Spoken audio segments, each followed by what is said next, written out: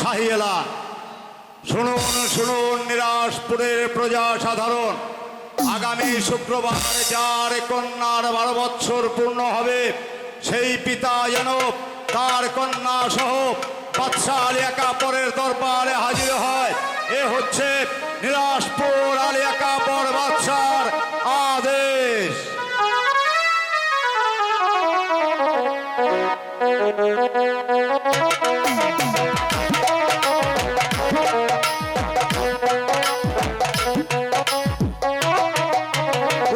সাহেবকে পাঠিয়েছি 12 বছরে কন্যার সন্ধানে, এ পর্যন্ত ফিরে এলো না।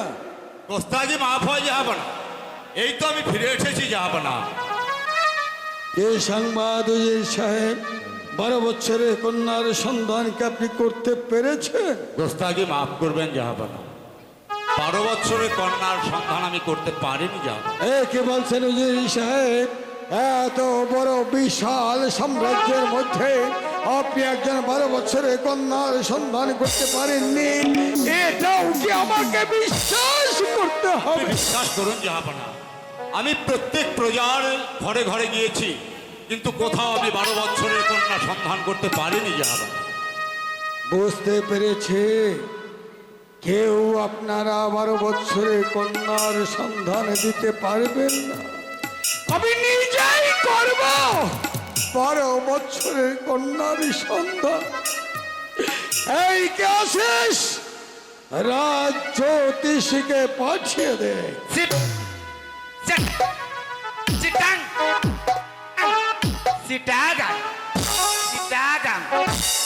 ওই আমি আবারও চলিলাম বারে গণনা, ওই আমি আবারও চলিলাম মাসার দরবারে গণনা করিতে।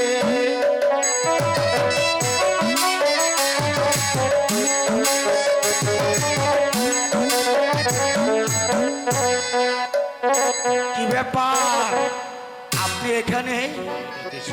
হ্যাঁ বলেন তো। আমার একমাত্র কন্যা আমার আগামী শুক্রবার 12 বছর পূর্ণ। কে ওখানে কথা বলছে? এসো এসো এসো জ্যোতিষী। নাম এসো এসো জ্যোতিষী, ভালো করে ওখানে আসন পেতে বসো। আবার ডাকছেন কেন? ভালো করে গণনা করে দেখো, আগামী শুক্রবার দিন আমার এই নিরাসপুর রাজ্যের মধ্যে কার মেয়ে সন্তানের 12 বছর পূর্ণ হবে। যাব না, দেখছি আমার এই পাজি পুতি ঘেটে দেখছি কোথাও 12 বছরের কন্যা পা। কি হলো জ্যোতিষী? দেখছি দেখছি দেখছি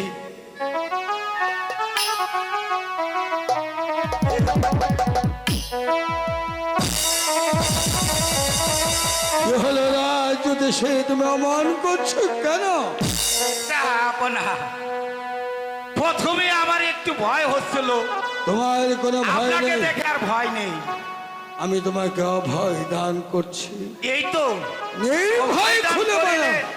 এখন আর আমার সমস্যা কি সমস্যা তোমার? নাই, আপনার দিকে তাকাইলেই নাই। তাহলে তুমি দ্বিধাদ্বন্দ্ব করো না, খুলে বলো কার ঘরে আছে 12 বছরের কন্যা?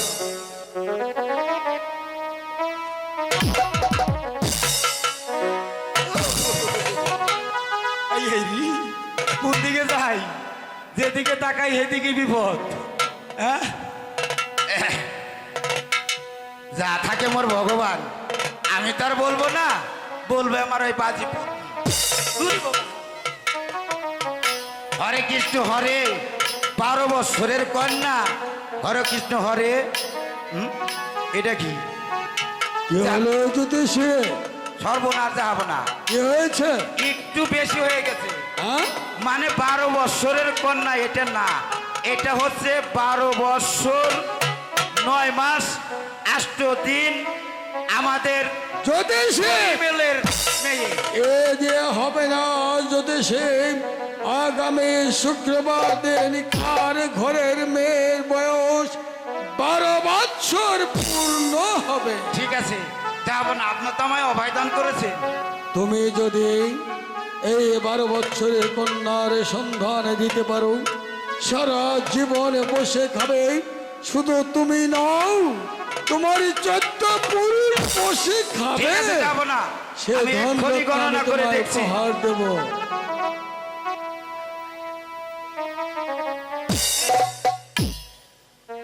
আলা চালে কাঁচা দুধে গরু নাচে ফেরি পাতে। হরে কৃষ্ণ হরে। 12 বছরের কন্যা তো।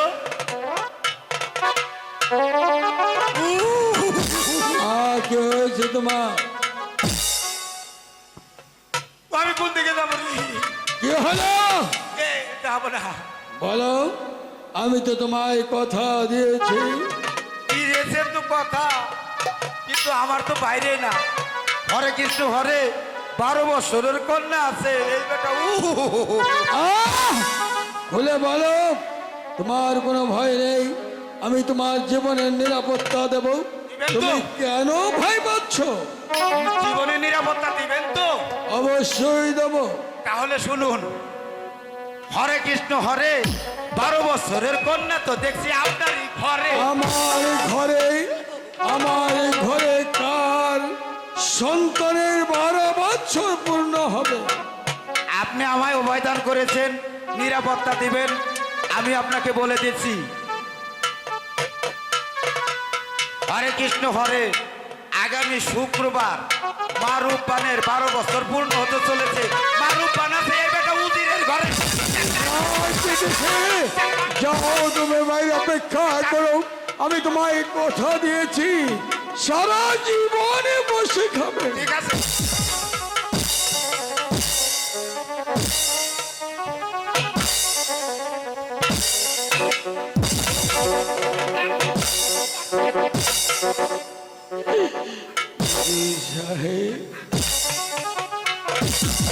উজির সাহেব, যাব না। আপনার এই ঘরে 12 বছরের কন্যা থাকতে সমস্ত রাজ্যময় ঘুরে এলেন। আপনি 12 বছরের কন্যার সন্ধান করতে পারেন? যাব না। আমার ঘরে 12 বছরের কন্যা। আমি জানি যাব না। জানে আগামী শুক্রবার আমার একমাত্র কন্যা মা রূপবানের 12 বছর পূর্ণ হবে। তারপর আমি রাজি হতে পারিনি যাব না। কেন কেন উজির সাহেব, কেন আপনি রাজি হতে পারেননি? যাব না। আপনি কি বুঝতে পারছেন না যাব না? আপনার 12 দিনের শাহজাদা রহিমের সঙ্গে আমার 12 বছরের কন্যা। শুধু আমি কেন, এ পৃথিবীর কেউ তা চাইবে না জাহাপনা। উজির সাহেব, হ্যাঁ জাহাপনা, এটা জীবন। তাই তো আপনি আমাকে মার্জনা করবেন জাহাপনা। আমি আপনার কাছে ক্ষমা প্রার্থী জাহাপনা। উজির সাহেব, আপনি কেন আমার কাছে ক্ষমা চাইবেন? আপনি আমার আব্বা হুজুরের আমলের রুজি, তাই তো সব সময় আমি আপনাকে সম্মান দিয়ে কথা বলি। আপনার ঘরে যখন 12 বছরের কন্যা আছে, আমার পুত্র রহিমের সঙ্গে আপনার কন্যা মা রূপবানের বিয়ে দিয়ে দিন। জাহাপনা, তা হয় না জাহাপনা। কারণ এই বিয়েটা কোনো পুতুল খেলা নয় যে ছেলে খেলার মতো পুতুল খেললুম না, ভালো লাগলো তো আসলে ভেঙে ফেললুম জাহাপনা। উজির সাহেব, হ্যাঁ জাহাপনা, আপনি শুধু আমার বিশ্বস্ত উজির নন, আপনি যে আমার পরম আত্মীয়। জীবনে কারো কাছে নত জানু হয়ে কিছুই চাইনি, আজ নত জানু হয়ে আপনার একমাত্র কন্যা মা রূপবানকে ভিক্ষা স্বরূপ আমি ভিক্ষা চাইছি উদিত রায়। আপনি আমাকে মার্জনা করবেন জাহাপনা। আপনি আমার কাছে কেন ভিক্ষে চাইছেন জাহাপনা? আমি পিতা হয়ে মা রূপবানের প্রতি অবিচার করতে পারবো না জাহাপনা। প্রয়োজনে হলে আমার এই দুনয়নের মণি, আমার এই কলিজার টুকরো মা রূপবানকে কেটে টুকরো টুকরো করে ওই নদীর জলে ভাসিয়ে দেবো। হ্যাঁ জাহাপনা। কেটে টুকরো টুকরো করে নদীর জলে ভাসিয়ে দেবেন, তবু আমার এই সন্তানের সঙ্গে বিয়ে দেবেন না? না জাহাপনা। তাহলে আপনি কি জানেন আমি আপনাকে কি করতে পারি? জানি জাহাপনা। আপনি আমার প্রাণ দ্বন্দ্বের আদেশ দিতে পারেন। না উজির সাহেব, আমি করতে চাই না, শুধু আপনি রাজি হয়ে যান। আর রাজি হয়ে গেলে প্রয়োজন হলে আমার ওই নিরাশপুর রাজ্যের অর্ধেক অংশ আমি আপনার নামে উইল করে দেব। তবু আপনি রাজি হয়ে যান। দুঃখের মাঝেও হাসালেন জাহাপনা। আপনি অর্ধ রাজত্বর কথা বলছেন। আপনার এই নিরাশপুরের অর্ধ রাজত্ব কেন জাহাপনা? যদি আপনার এই নিরাশপুরের মতো 10টি রাজ্য আমার নামে উইল করে দেন, তবু আমি আমার মা রূপবানীকে কিছুতেই 12 দিনের একটা পুতুলের হাতে তুলে দিতে পারি না জাহাপনা। সুজির আজম, আপনি কি জানেন আমার কথার অবাধ্য হলে আমি আপনাকে কি করতে পারি? জানি জাহাপনা। আপনি হয়তো আমার প্রাণ নিয়ে নিতে পারেন, তাতে আমার কোনো দুঃখ থাকবে না। তাই বলে আমি পিতা হয়ে মা রূপবানের প্রতি এত বড় অবিচার করতে পারবো না জাহাপনা। সুজির আজম, প্রয়োজন হলে আপনাকে আমি হত্যার আদেশ দিতে দ্বিধা করব না। বলুন এখনো সময় আছে, আপনি রাজি কিনা? না জাহাপনা। খামোশ। তো বলেইছি আমি কিছুতেই আমার একমাত্র মা রূপবানকে ওই 12 দিনের পুতুলের হাতে তুলে দিতে পারবো না জাহাপনা। বুঝতে পেরেছি আপনার মৃত্যু ঘনিয়ে এসেছে।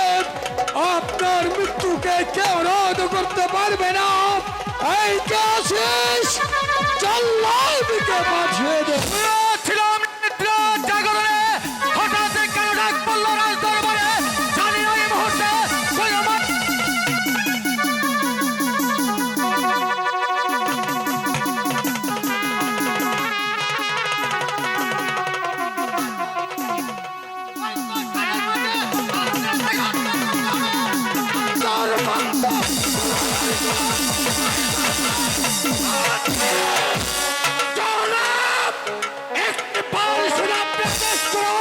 এই রাজ্যে আপনার সাথে কেমন বেদবি করেছে তাকে বন্দী করে ঐক্যবদ্ধভাবে হত্যা করে তার পেছনে ছেড়ে দেব।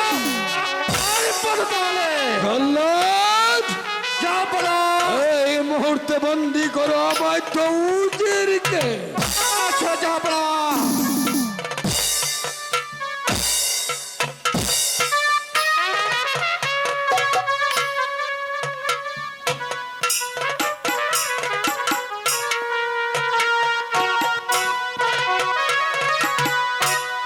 চলে আসো উজির আলম। শোনো জল্লাদ, আজ উজিরকে নিয়ে যাবে অন্ধকার কারাগারে।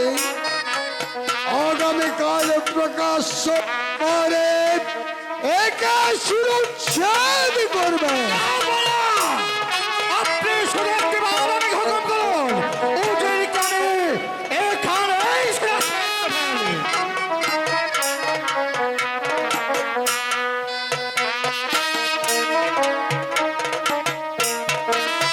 দাঁড়াও জল্লাদ, একটু অপেক্ষা করো। হুজুর সাহেব, কেন আপনি জীবনকে বিসর্জন দেবেন? তার চাইতে আপনি রাজি হয়ে যান। অনুরোধ করবেন না জাহাপনা, আপনি আমার প্রাণ দ্বন্দ্বের আদেশ দিয়েছেন, তাতে আমার কোনো দুঃখ নেই। তবে যাওয়ার সময় একটি কথা বলে যাচ্ছি জাহাপনা, ভুলে যাবেন না কোথায় ছিলেন আপনি, আজ কোথায় আছেন, কথাটা ভুলে যাবেন না।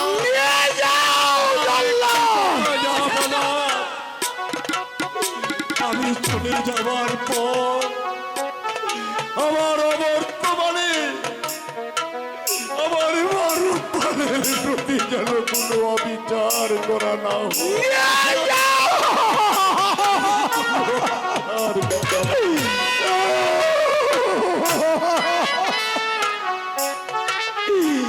নিরপরাধ উজিরের হাতে আজ আমি শৃঙ্খল পড়ালাম। আমি যদি উজিরের জায়গায় থাকতাম তাহলে তো আমি ওই একই কথা বলতাম, আমি কিন্তু রাজি হতাম না। কিন্তু উপায় নেই, উপায় নেই। আমার সন্তানকে বাঁচাবার জন্য যা কিছু করতে হয় আমি তাই করবো। মেহরবান খোদা, উজির সাহেবের হাতে শৃঙ্খল পরিয়েছি, জল্লাদের হাতে তুলে দিলাম। তাকে হত্যা করবার জন্য নয়, শুধু ভয় দেখিয়ে যাতে তার কন্যাকে আমার সন্তানের হাতে তুলে দেয়, এই জন্য। হে মেহরবান খোদা, হে দিন দুনিয়ার মালিক, উজির সাহেবকে তুমি সুমতি দাও, সে যেন তার কন্যাকে আমার সন্তানের সঙ্গে বিয়ে দিতে রাজি হয়ে যায়। মেহরবান খোদা।